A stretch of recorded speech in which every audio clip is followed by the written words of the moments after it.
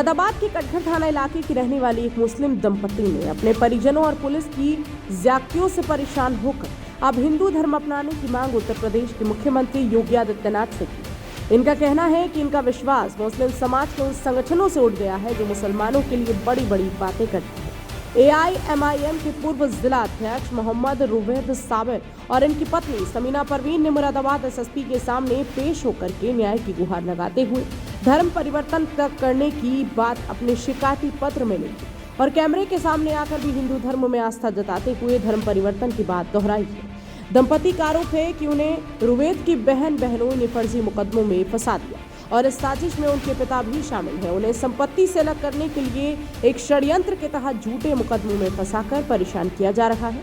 जिस मकान में वो इस समय रह रहे हैं उसकी कीमत लगभग 1 करोड़ रुपए है। वो थाना पुलिस और महिला थाना पुलिस के पास जाकर थक गए हैं, लेकिन उनका पक्ष नहीं सुना जा रहा। थक हार कर जब वो मुस्लिम संगठनों और धर्म गुरुओं के पास मदद के लिए पहुंचे तो उन्हें वहां से भी कोई मदद नहीं मिली। इसलिए उन्होंने प्रदेश के मुखिया योगी आदित्यनाथ से न्याय की गुहार लगाते हुए धर्म परिवर्तन करने की बात कहते हुए लिखित में एक पत्र SSP मुरादाबाद को सौंपा है। MIM से जुड़ा हुआ हूँ और मैंने पार्टी में भी मेरी पत्नी ने शिकायत की कि उसके साथ ऐसे जुल्म ज़्यादती हो रही है, क्योंकि MIM हर मज़लूम के साथ खड़ी रहती है, लेकिन वहाँ से भी कोई रिलीफ़ नहीं मिल पाया।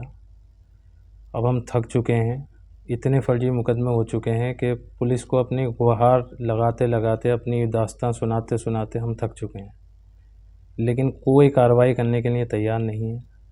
हर आदमी इन्हें बुलाता है, ये पैसों का लालच देते हैं और मामले को वहीं रफ़ा दफ़ा कर दिया जाता है।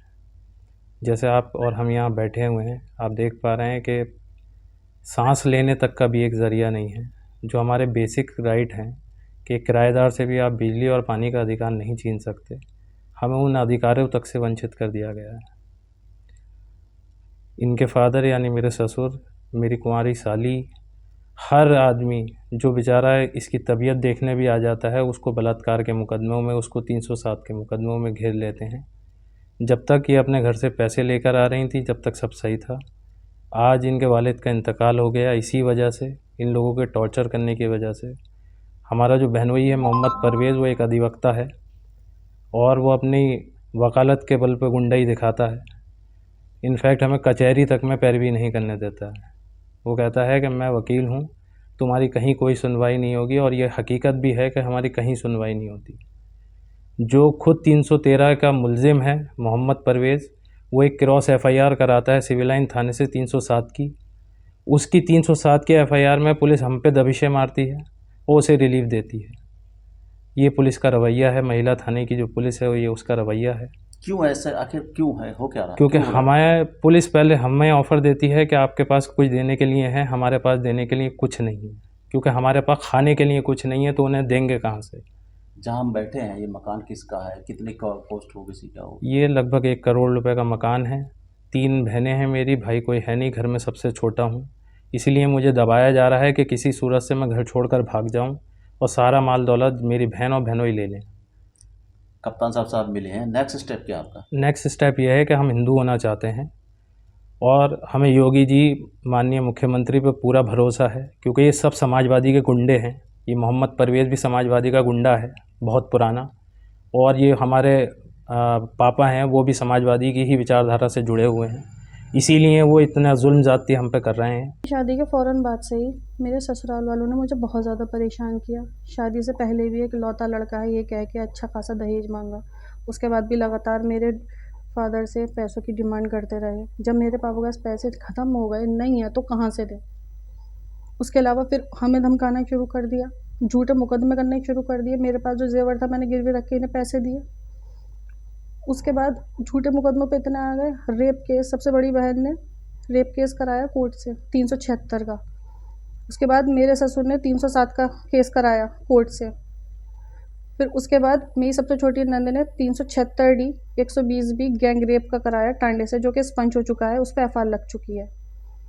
और मेरे ही नंदोई ने 307 का कराया सिविल लाइन से वकालत का जोड़ दे के, वकीलों को लेके जाके, वकीलों का दबाव बनाते। मैं जहाँ थाने में जाती हूँ गुहार के लिए, वकीलों की वो पूरी फौज लेके पहुंच जाते हैं और वहाँ पे सबका दबाव बनाते हैं। मेरी कोई पुलिस वाला नहीं सुन रहा, कोई नहीं सुन रहा। मैं एसएसपी के पास गई, डीआईजी के सर के पास गई, हर थाने में जाके हूँ, कटघर थाना, महिला थाना, कौन सा थाना है जहाँ पे मैं नहीं गई हूँ, कितनी एप्लीकेशन है, मैं 100 एप्लीकेशन लगा चुकी हूँ, कहीं पे मेरी कोई सुनवाई नहीं हो रही है। अब नहीं, बताइए, क्यों आखिर ऐसा कौन लोग हैं, कौन कर रहे हैं इसे?